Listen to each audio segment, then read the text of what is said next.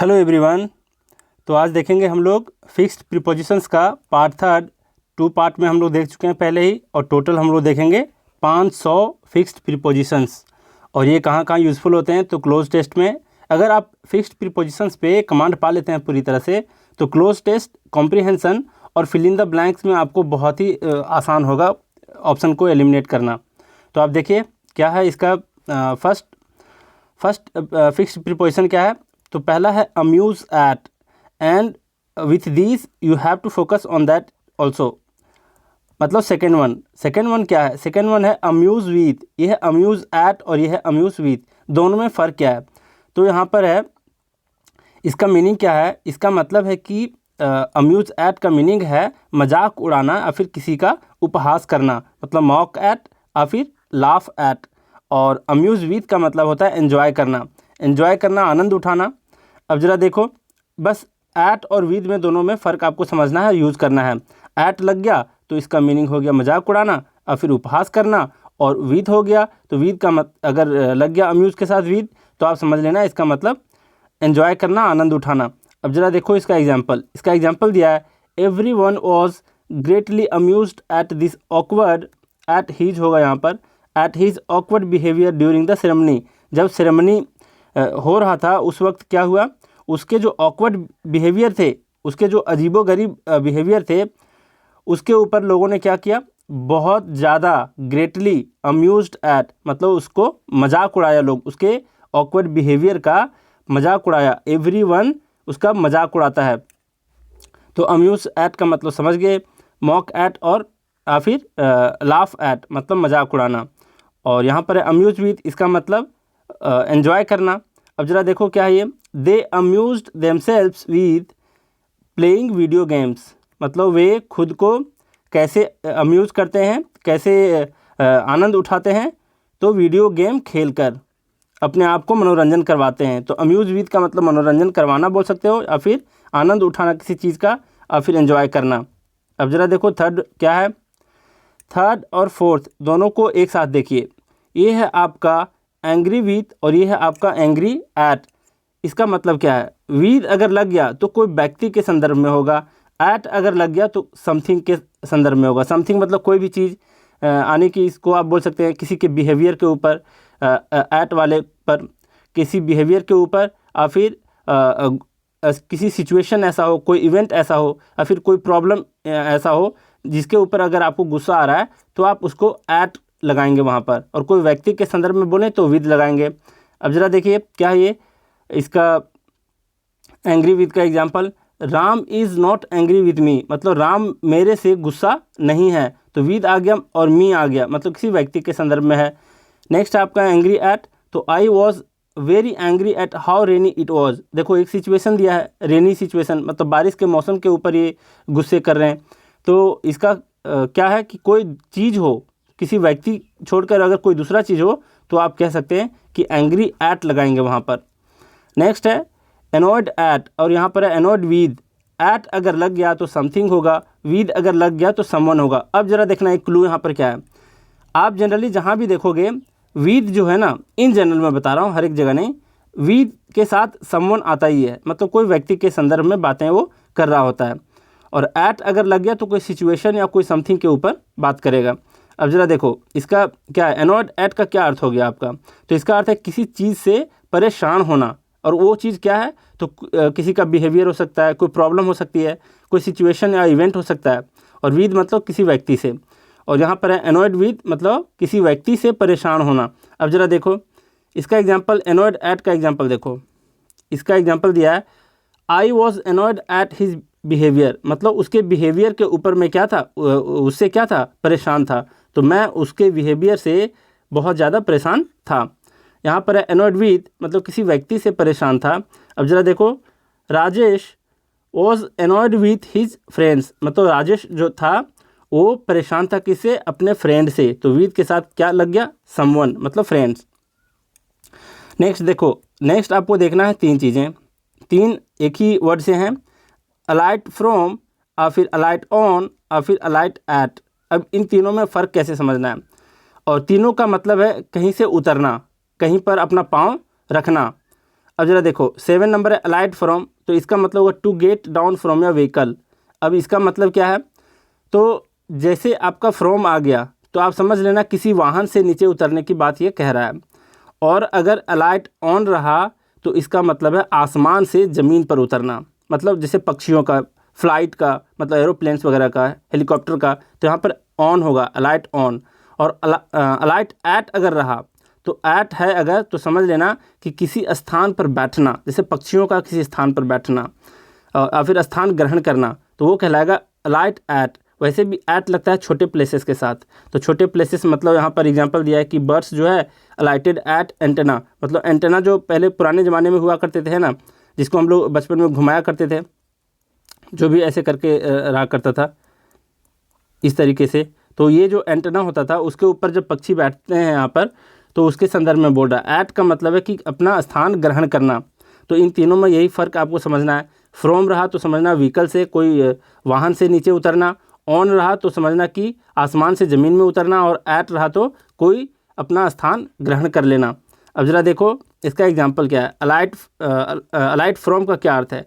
The queen अलाइटेड from the carriage, मतलब जो queen थी, रानी थी, वो कहाँ से उतरती हैं, तो कैरेज से उतरती हैं, मतलब रथ से उतरती हैं। कैरेज का मतलब घोड़े गाड़ी, तो घोड़े गाड़ी से वो उतरती हैं। तो देख लिया आपने कि फ्रॉम है तो फ्रॉम का मतलब है कोई व्हीकल से संबंधित। ऑन है तो इसका मतलब होगा आसमान से ज़मीन पर उतरना।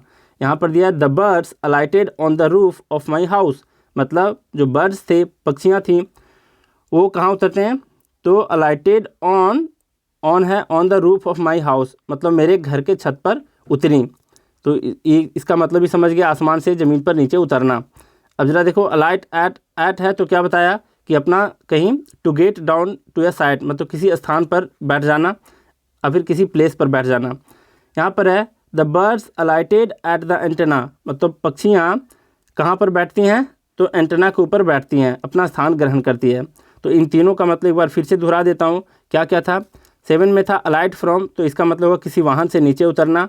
8 है अलाइट ऑन, तो इसका अर्थ होगा आपका आसमान से ज़मीन पर उतरना। और है नेक्स्ट 9वां अलाइट एट का मतलब होगा किसी स्थान पर बैठना, स्थान ग्रहण करना।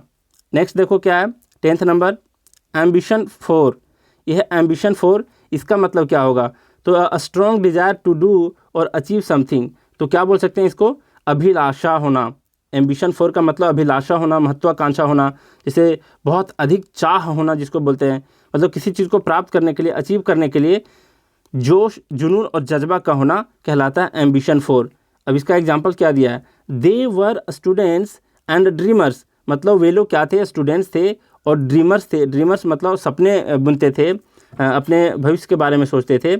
Pursuing their ambition for a better life, और उन लोग क्या कर रहे थे, परस्यू कर रहे थे क्या, अपने अपने एम्बिशन को, एम्बिशन 4 अपने अपने लक्ष्य को क्या कर रहे थे, परस्यू कर रहे थे फॉर ए बेटर लाइफ, अच्छी ज़िंदगी जीने के लिए। तो एम्बिशन 4 जहाँ भी आ गया तो समझना कि किसी के अंदर बहुत जोश, जुनून और जज्बा है किसी लक्ष्य को पाने के प्रति। तो एम्बिशन 4 का मतलब समझ गया। नेक्स्ट आपका अमेनेबल टू का मतलब होता क्या है, तो अग्रीएबल और विलिंग टू बी परसुएडेड। इसका अर्थ क्या है, तो इसका मतलब है सहज होना, कि जैसे कि मान लिया जाए किसी को आपको मनाना हो या फुसलाना हो, तो वो सामने वाला व्यक्ति कितना सहज है आपकी बातों को मान लेने में, वो कितना सहज है, कितना सरलता से वो मान लेता है, उसको बोलेंगे अमेनेबल टू का मतलब सहज होना, किसी को मनाने या फिर किसी को फुसलाने में सहज होना। अब यहाँ दिया है are you amenable to the change in schedule. Schedule भी इसको पढ़ते हैं, शेड्यूल भी पढ़ते हैं, ज़्यादा अच्छा होता है स्केड्यूल पढ़ना। तो यहाँ पर है कि क्या आप सहज हैं अपने स्केड्यूल को चेंज करने में, क्वेश्चन है ना। तो ये पूछ रहा है किसी से कि क्या आप अमेनेबल टू हैं, क्या आप सहज हैं अपने शेड्यूल को चेंज करना। तो अमेनेबल टू का क्या अर्थ हो गया यहाँ पर, तो सहज होना, किसी को मनाने या फिर किसी को फुसलाने में सहज होना। अब जरा देखो नेक्स्ट आपका एनालोगस टू का क्या अर्थ है, तो इसका मतलब है कंपेरेबल, मतलब किसी से तुलना करने के वक्त इसका यूज करते हैं। एनालोगस टू का सिंपल अर्थ अगर बोलें तो इसका सिंपल अर्थ है कि किसी के अनुरूप होना, किसी के समान होना, किसी के सदृश होना, एक जैसा दिखना, उसको कहते हैं एनालोगस टू। तो किसी के कंपैरिजन में आता है, ऐसी बातें आती हैं। तो एनालोगस टू का क्या मतलब हो गया, किसी को कंपेयर कर रहे हैं उस वक्त आप बोलेंगे कि वो किसके अनुरूप है, किसके समान है, किसके बराबर है। यहाँ दिया है the human heart is analogous to a pump, मतलब ह्यूमन का जो हार्ट है, जो हृदय है, वो किसके समान है, एनालोगस टू है तो पंप के समान है। नेक्स्ट है आपका 13 number answer to. Answer to का मतलब है give answer to someone, simple मतलब है इसका, आंसर के साथ टू लगा है तो इसका मतलब होगा जवाब देना। और देखो एक होता है अगर यहाँ पर आंसरेबल टू हो गया तो उसका मीनिंग थोड़ा सा डिफरेंट होगा। उसका मतलब है आंसरेबल टू का मतलब जिम्मेदार होना, उत्तरदायी होना, किसी के प्रति जवाबदेही होना उसका। और यहाँ पर है आंसर टू, सिर्फ आंसर टू है तो इसका मतलब होगा किसी को जवाब देना, उत्तर देना। ये नेक्स्ट इसका जो दिया है आपका एग्जाम्पल वो है teacher does not know the answer to my question, मतलब सिंपल सी बात है, यहाँ पर क्या दिया, आंसर टू है, मतलब टीचर जो हैं, शिक्षक हैं, वो मेरे क्वेश्चन का उत्तर को नहीं जानते हैं, बस सिंपल मीनिंग है। तो आंसर टू का मतलब है जवाब देना, उत्तर देना। नेक्स्ट है आपका 14 number antidote to. Antidote to का मतलब है that counteracts the effect of a poison. अब यहाँ पर क्या इसका मीनिंग है, तो जहर या किसी विष, आप पर किसी बीमारी के असर को भी ले सकते हैं, सिर्फ जहर और विष नहीं, तो सबको ले सकते हैं इस तरीके का चीज़ जो आपके स्वास्थ्य के लिए नुकसानदायक हो। तो जहर या किसी विष या फिर किसी बीमारी के असर को कम करने हेतु जो दवाएं होती हैं, जो औषधियाँ होती हैं, उसके बारे में बोल रहा है एंटीडोट, मतलब किसी बीमारी का काट, किसी जहर का काट जिसको बोलते हैं, तो उसको बोलेंगे एंटीडोट टू। और एंटीडोट के साथ टू लग रहा है, एक गौर करना है आपको। यहाँ पर इसका एग्जांपल दिया the Supreme Court value of quinine is an antidote to malaria, मतलब सुप्रीम कोर्ट ने भी क्या कह दिया है, उसको वैल्यू देने के लिए कहा है, किसको, क्विनिन जो दवाई है आपके मलेरिया के लिए वो। और क्या सहमति दिखाते हैं सुप्रीम कोर्ट, तो कहते हैं कि मलेरिया के लिए जो दवा है क्विनिन, वो एंटीडोट टू है, किसका, मलेरिया का। एंटीडोट टू का मतलब उस मलेरिया का काट है, मतलब उसके जहर को, उस मलेरिया के प्रभाव को कम करने के लिए ये सही है, ये मतलब वैल्यूएबल है। कौन, तो ये दवाई क्विनिन, तो उसके बारे में कह रहा है। तो यहाँ पर एंटीडोट टू का मतलब है किसी जहर या विष का काट बोल सकते हो उसको, फिर किसी बीमारी इत्यादि का जो दवा होता है उसके लिए यूज़ करते हैं एंटीडोट टू। नेक्स्ट आपका एंटीपैथी टू। एंटीपैथी, देखो पथी का मतलब होता है फीलिंग और एंटी मतलब होता है ऑपोजिट, एंटी मतलब अगेंस्ट में किसी के बोल सकते हो एंटी। तो एंटीपैथी टू का मतलब है, इसका मतलब है एवर्स टू ए थिंग। क्या मतलब है इसका, तो इसका मतलब है कि चिढ़ होना, किसी चीज़ से द्वेष होना, एवर्स होना, और फिर किसी चीज़ से घृणा हो जाना, एंटीपैथी टू कहलाता है। तो एंटीपैथी आ गया तो इसके साथ टू लगेगा आपका। यहाँ पर है एग्जाम्पल में after serving in the war he developed an antipathy to guns, मतलब जब युद्ध में वो सर्विस दे चुके थे उसके बाद क्या हुआ कि वो खुद के अंदर क्या डेवलप कर लिए, एंटीपैथी टू गन्स, मतलब गन्स के प्रति चीड़ हो गया, उन्हें घृणा हो गया, द्वेष होने लगा। तो एंटीपैथी टू का अर्थ है आपका चीड़ होना, घृणा हो जाना और फिर द्वेष होना। और एंटीपैथी के साथ क्या आ रहा है आपका, तो टू, इस चीज़ का आप ख्याल रखें। नेक्स्ट आपका अलायंस विथ। अलायंस विथ का मतलब होता है ज्वाइंट और फिर यूनाइटेड। इसका क्या अर्थ है, तो इसका मतलब है कि संधि कर लेना, किसी से गठबंधन करना कहलाता है अलायंस विथ। और अलायंस के साथ हमेशा विथ आएगा आपका। यहाँ पर एग्जांपल में दिया China has entered into alliance with Pakistan against India, मतलब चाइना ने गठबंधन कर लिया है, उसके साथ संधि कर लिया है पाकिस्तान के साथ, किसके अगेंस्ट, तो इंडिया के अगेंस्ट में। तो अलायंस विथ का क्या अर्थ होता है, तो दो नेशन के बीच संधि होना और फिर गठबंधन करना। नेक्स्ट आपका 17 number allowance for. Allowance for का मतलब होता है अलाउ फॉर। देखो अलाउंस का जो मीनिंग होता है भरपाई करना, चाहे तो किसी को कुछ मुआवजा देना, लेकिन यहाँ पर अलाउंस फॉर, और फॉर अगर आ गया तो इसका मीनिंग क्या हो जाएगा, किसी को छूट देना, किसी चीज़ में छूट देना। अलाउ फॉर मतलब वही बात हुई, छूट देना। यहाँ पर एग्जांपल में always make allowance for the mistake of others and pardon him. इसका मतलब है कि हमेशा दूसरों को क्या करो, थोड़ा सा छूट दो, किसमें, मिस्टेक जब वो कोई कर रहा है तब, और उसे थोड़ा सा माफ़ भी कर दो, ये कहने का सेंस है। तो अलाउंस फॉर का मतलब हो जाता है अलाउ फॉर, मतलब मिस्टेक करने का उसे अलाउ करो थोड़ा सा, क्योंकि ह्यूमन बीइंग है, गलतियां तो होती हैं सबसे, उसी संदर्भ में बोल रहा है, मतलब छूट दो, थोड़ा सा अलाउ दो, क्या करने में, तो मिस्टेक करने में। यहाँ पर है आपका next 18 number aloof from. Aloof के साथ हमेशा फ्रॉम लगता है। अब यहाँ पर इसका मीनिंग है stay away from bad company, इसका क्या अर्थ है? तो इसका मतलब है बुरे संगति से दूर रहना, स्टे अवे। और अलूफ के साथ हमेशा क्या लगेगा? अलूफ के साथ हमेशा फ्रॉम लगेगा, और अलूफ का मतलब ही होता है अलग थलग रहना, बुरे संगति से दूर रहना, अलूफ फ्रॉम कहलाएगा। यहाँ पर है नेक्स्ट इसका example, he kept himself aloof from all party strife. इसका मतलब है कि पार्टी के अंदर जितने भी स्ट्राइफ होती हैं, जितने भी छोटे मोटे झगड़े होते हैं, उन चीज़ों से वो हमेशा खुद को क्या करता है? खुद को वो अलूफ फ्रॉम कर लेता है, मतलब खुद को उन चीज़ों से दूर रखता है। तो अलूफ फ्रॉम का मतलब है बुरे संगति से, बुरे कामों से दूर रहना। नेक्स्ट है आपका 19 नंबर, ऑल्टरनेटिव टू। ऑल्टरनेटिव के साथ आपका टू आया है और इसका मीनिंग होता है सब्सटीट्यूट। सब्सटीट्यूट का मतलब होता है विकल्प होना। अब देखो, विकल्प होना मतलब आपके पास 2-4 ऑप्शंस हैं, उसको बोलते हैं कि सब्सटीट्यूट। मतलब ऑल्टरनेटिव के साथ क्या लगेगा आपका? तो टू लगेगा, और ऑल्टरनेटिव टू का अर्थ है विकल्प होना।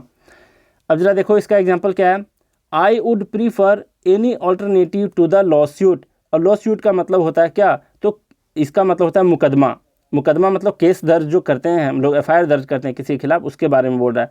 तो लॉ सूट का मतलब है कि मैं रादर प्रीफर क्या करूँगा, किसी दूसरे ऑप्शन को बजाय कि लॉ सूट का, मुकदमे दर्ज करने छोड़ करके कोई दूसरा ऑप्शन मैं चूज करूँगा।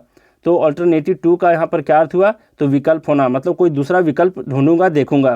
क्योंकि वैसे भी कानून की जो ये बातें हैं, मुकदमे वगैरह, वो बहुत ही पेचीदा होते हैं, लोगों को बर्बाद तक कर देते हैं। तो इसलिए उसी संदर्भ में ये बोल रहा हुआ कि कोई दूसरा ऑप्शन देखेंगे बजाय कि लॉ सूट का, मुकदमे का। तो ऑल्टरनेटिव के साथ क्या लगा आपका? टू। देखो यहाँ पर ऑल्टरनेटिव और ऑल्टरनेट से ये थोड़ा आप लोग संभल के रहना। ये है ऑल्टरनेट। ऑल्टरनेट का मतलब होता है एक दिन छोड़कर दूसरा, और फिर एक वस्तु छोड़कर दूसरा। मान लिया जाए इस लाइन में ये 5 चीज़ें हैं, तो इसको छोड़कर यहाँ से अगर काउंट करेंगे तो ये, और फिर इसको छोड़कर ये, तो ये इस तरीके का चीज़ कहलाता है ऑल्टरनेट, मतलब एक को छोड़कर दूसरा। और ऑल्टरनेटिव का मतलब होता है आपका ऑप्शन। ऑप्शन मतलब बोले तो विकल्प। अब नेक्स्ट क्या है आपका? नेक्स्ट है 20th number, anxious four. Anxious four का मतलब होता है ईगर।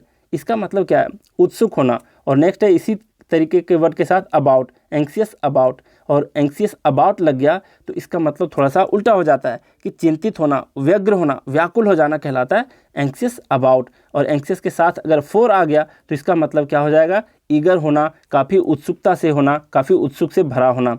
अब यहाँ है क्या? I would getting so anxious for this cycle. मतलब साइकिल को देखते ही वो क्या हो गया? एंक्सियस फोर हो गया। एंक्सियस फोर का मतलब काफ़ी ज़्यादा उत्सुक हो गया कि हाँ, मुझे ये साइकिल बहुत ही पसंद है। इस तरीके से चलाने के लिए वो उत्सुक हो रहा होगा। तो एंक्सियस फोर का मतलब क्या है? उत्सुक होना। लेकिन एंक्सियस अबाउट का क्या अर्थ होता है? वरी अबाउट समथिंग, मतलब चिंतित होना, व्यग्र होना, व्याकुल होना। और इसका एग्जाम्पल दिया है anxious about what may lie ahead. इसका मतलब क्या बोल रहा है? ये सिंपल भाषा में इसको अगर समझें तो कि हमेशा हमेशा क्या करो? चिंता करो, चिंतन करो, क्या पता आगे क्या चालबाजी हो जाए, क्या धोखेबाजी हो जाए, ये कह रहा है। लाई का मतलब होता है चालबाजी, धोखेबाजी। ऐसे झूठ भी होता है और धोखेबाजी और चालबाजी भी होता है। अहेड मतलब आगे। व्हाट मे लाई अहेड, क्या पता आगे क्या चालबाजी हो जाए, क्या धोखेबाजी हो जाए, उसके प्रति क्या करो? चिंता करो थोड़ा सा। Anxious about. एंक्सियस अबाउट का मतलब होता है चिंतित होना, व्यग्र होना। आज हम लोग 20 फिक्स्ड प्रीपोजिशंस देखे हैं काफ़ी अच्छे तरीके से, काफ़ी इंपॉर्टेंट वर्ड्स थे 20 में। और मैं हमेशा बताता हूँ कि किसी भी वोकैब सेक्शन को पढ़ने के लिए आपको सुबोपली का फार्मूला अपनाना है। सुबोपली का फार्मूला आपको कहाँ मिलेगा? तो कमेंट में आपको एक वीडियो का लिंक मिलेगा। उस वीडियो का लिंक है हाउ टू लर्न वोकैबलरी। उसको जाकर आप लोग देखो और समझो कि कैसे सीखे जाते हैं वर्ड्स को। उसमें मैं काफ़ी सारा मेथड्स के बारे में डिस्कस किया हूँ और मेरे पढ़ाने के वही तरीके होते हैं। और प्रीपोजिशन, फिक्स्ड प्रीपोजिशंस हो या फिर आपका फ्रेजल वर्ब्स हो, इन दोनों के लिए बस एक ही मेथड में बताता हूँ कि revision is the key Mantra of success. आपको बार बार रिवीजन करने हैं। और आज का क्लास हम लोग एक शायरी सुनते हुए क्या करेंगे? रैप अप करेंगे। और रैप अप करने से पहले एक शायरी सुनाता हूँ सुंदर सा, क्योंकि मूड आज थोड़ा सा फ्रेश है। तो देखो क्या है वो। हो सकता है, देखो ये शायरी सुनाने के पीछे का मकसद मैं बता दूँ कि जब भी आपको लगे ना कि ये दुनिया आपको डिस्ट्रैक्ट कर रही है, या फिर ये दुनिया बहुत ही जालिम है, वैसे भी जालिम है, आपको पता ही है, हर किसी को पता है। और अगर आपको लगे कि ये मायावी दुनिया है, इससे बचना है, तो थोड़ा सा 2 लाइन कभी कभी गुनगुना लेना, थोड़ा सा 2 लाइन अपने खुद को ही कह लेना और फुसला लेना, समझा लेना। और वो 2 लाइनें क्या हैं, तो ये ऐसे हैं कि ज़िंदगी अपनी मस्ती में जीता हूँ, ज़िंदगी अपनी मस्ती में जीता हूँ, कल क्या होगा टेंशन ना लेता हूँ। ज़िंदगी अपनी मस्ती में जीता हूँ, कल क्या होगा टेंशन ना लेता हूँ। अपना सारा ध्यान करियर पे मोड़ दिया और गर्लफ्रेंड को भी ऊपर वाले के हवाले छोड़ दिया। तो चलिए आज का क्लास यहीं रैप अप करते हैं। Thank you very much.